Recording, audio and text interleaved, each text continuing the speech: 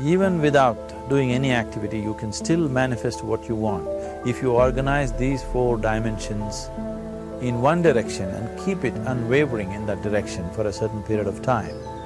Now he believes Shiva will do it for him and it will happen. So is Shiva going to come and build your house? No, I want you to understand, God will not lift his little finger for you. What has not happened till now on this planet can happen tomorrow. Human beings are capable of making it happen tomorrow.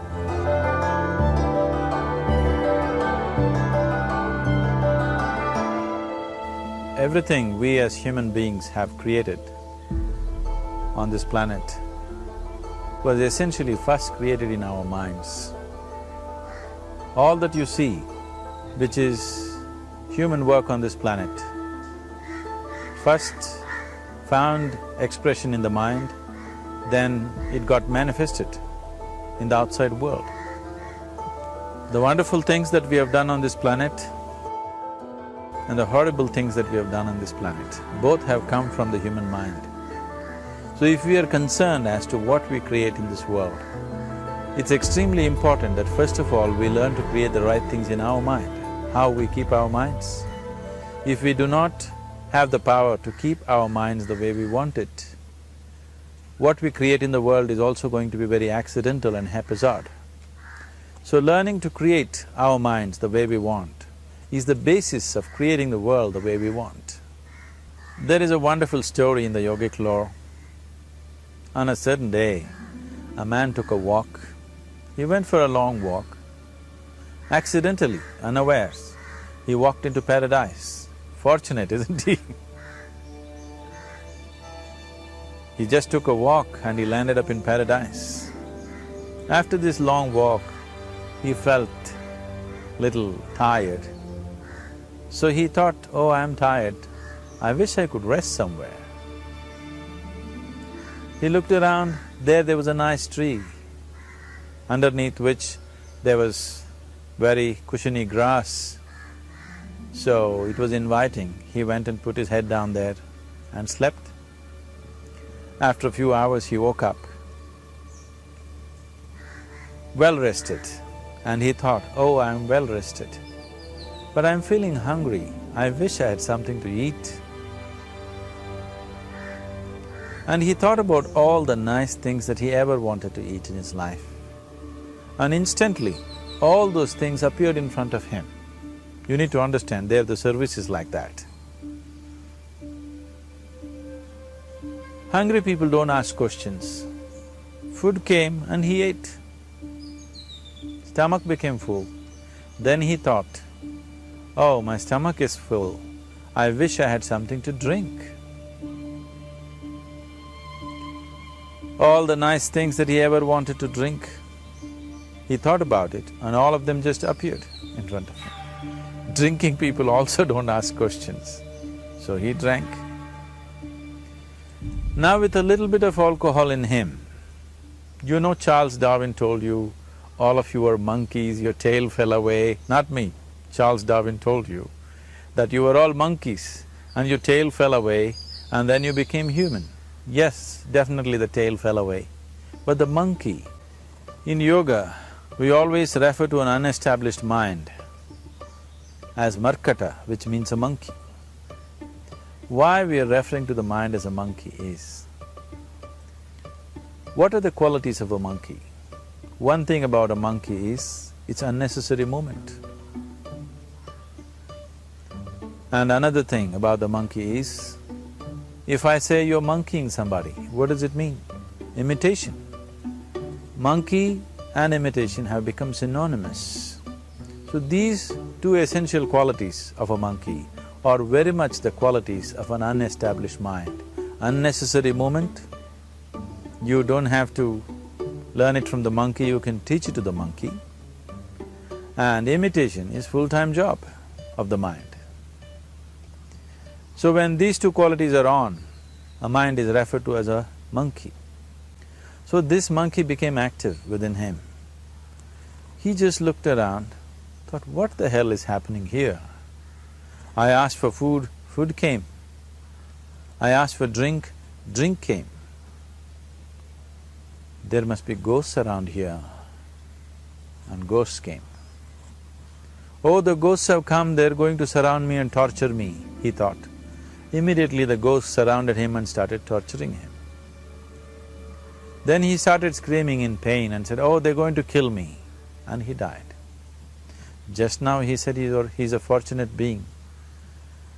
The problem is he was sitting under a kalpavriksha or a wishing tree. He asked for food, food came, he asked for drink, drink came, he asked for ghost, ghost came, he asked for torture, torture came, he asked for death, death happened. Now don't go looking for these kalpavrukshas in the forest. You can barely find a tree these days. A well-established mind, a mind which is in a state of samyukti, is referred to as a kalpavriksha. If you organize your mind to a certain level of organization, it in turn organizes the whole system. Your body, your emotion, your energies, everything gets organized in that direction. Once all these four dimensions of you, your physical body, your mind, your emotion and the fundamental life energies are organized in one direction, once you are like this, anything that you wish happens without even lifting a little finger actually. It would help to assist it with activity, but even without doing any activity, you can still manifest what you want if you organize these four dimensions in one direction and keep it unwavering in that direction for a certain period of time. Right now the problem with your mind is, every moment it is changing its direction. It is like you want to travel somewhere and every 2 steps if you keep changing your direction, the question of you reaching the destination is very remote unless it happens by chance. So, organizing our minds and in turn organizing the whole system and these 4 basic dimensions of who you are right now in one direction, if you do this, you are a kalpavruksha yourself. Anything that you wish will happen. But right now, if you look at your lives, everything that you have wished for till now, if it happens, you have finished. Everything and everybody that you have desired for, if all of that lands up in your house today, could you live with that? Once we're empowered like this, it's very important that our physical action, emotional action, mental action and energy actions are controlled and properly directed. If it is not so, we become destructive, self-destructive. Right now, that is our problem. The technology, which is supposed to make our life beautiful and easy, has become the source of all the problem that we are destroying the very basis of our life, which is the planet. So what should have been a boon, we are making a curse out of it. What has brought incredible levels of comfort and convenience to us in the last 100 years or so has also become a threat to our life simply because we are not conscious action, we are in a compulsive state of action. So organizing our minds fundamentally means moving from a compulsive state of activity to a conscious state of activity. You might have heard of people for whom they asked for something and beyond all expectations it came true for them. Generally this happens to people who are in faith. Now, let's say you want to build a house. If you start thinking, oh, I want to build a house, to build a house I need 50 lakhs, but I have only 50 rupees in my pocket, not possible, not possible, not possible. The moment you say not possible, you are also saying I don't want it. So on one level, you're creating a desire that you want something, on another level, you're saying I don't want it. So in this conflict, it may not happen. Someone who has some faith in a god or in a temple or whatever, who is simple-minded, faith works only for those people who are simple-minded. Thinking people, people who are too much thinking, for them it never works. A childlike person who has a simple faith in his god or his temple or whatever, he goes to the temple and says, Shiva, I want a house. I don't know how, you must make it for me. Now in his mind there are no negative thoughts. Will it happen? Will it not happen? Is it possible? Is it not possible? These things are completely removed by this simple act of faith. Now he believes Shiva will do it for him and it will happen. So is Shiva going to come and build your house? No, I want you to understand, God will not lift his little finger for you. What you refer to as God is the source of creation. As a creator, he has done a phenomenal job, there's no question about it. Could you think of a better creation than this? Is it in anybody's imagination to think anything better than what is there right now? So as a creator, he has done his job wonderfully well. But if you want life to happen the way you want it, because right now, the very crux of your happiness and your well-being is this: if at all if you're unhappy, the only and only reason why you're unhappy is life is not happening the way you think it should happen. That's all it is. So if life is not happening the way you think it should happen, you're unhappy. If life happens the way you think it should happen, you are happy. It's as simple as that.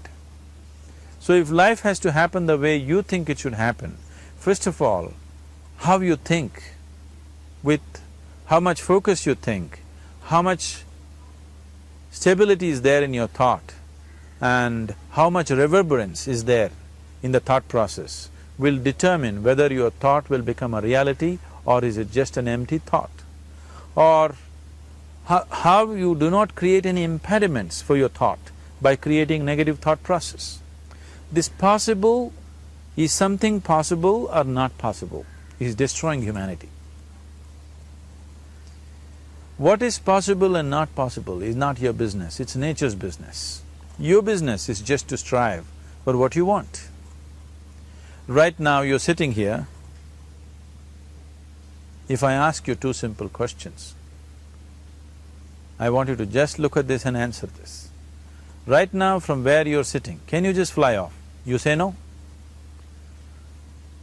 Right now from where you're sitting, can you get up and walk? You'll say yes. What is the basis of this? Why you say no to flying and yes to walking? Because past experience of life, many times you've gotten up and walked, never did you fly off. Or in other words, you're using the past experience of life as a basis for deciding whether something is possible or not possible. Or in other words, you have decided that what has not happened till now cannot happen in your life in future. This is a disgrace to humanity and the human spirit. What has not happened till now on this planet can happen tomorrow.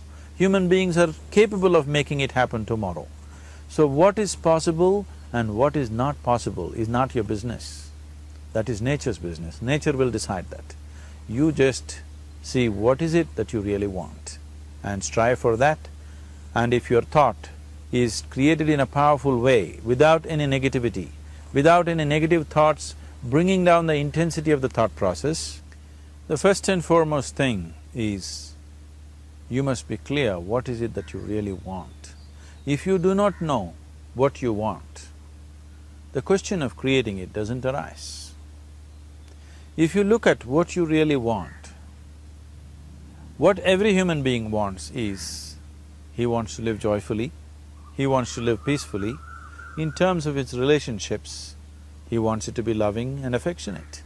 Or in other words, all that any human being is seeking for is pleasantness within himself, pleasantness around him. This pleasantness, if it happens in our body, we call this health and pleasure. If it happens in our mind, we call this peace and joy.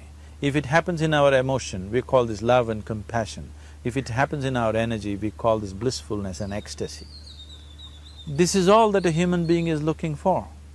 Whether he is going to his office to work, he wants to make money, build a career, build a family, he sits in the bar, sits in the temple, he is still looking for the same thing.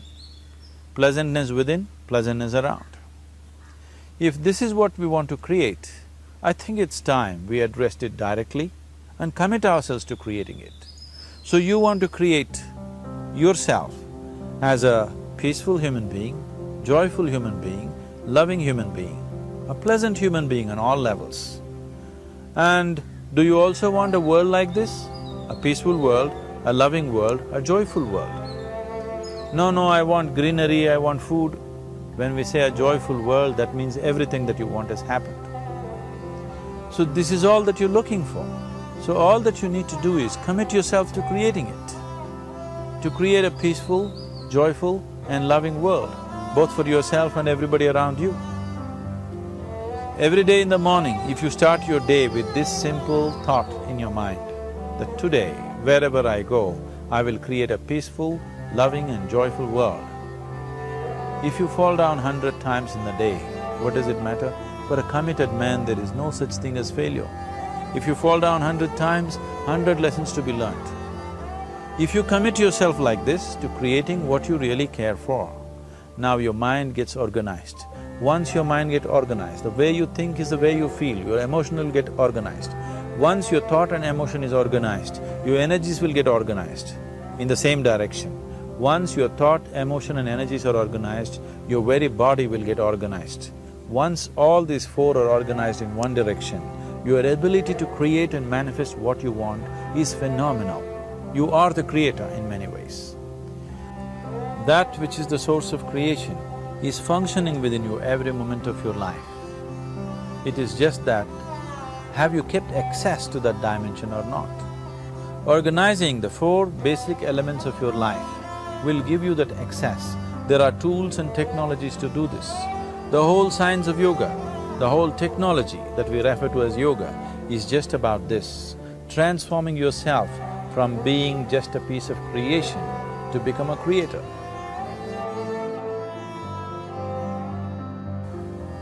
It is my wish and my blessing that every human being in this world should have this access to the source of creation within himself, so that he can function here as a creator, not just as a piece of creation.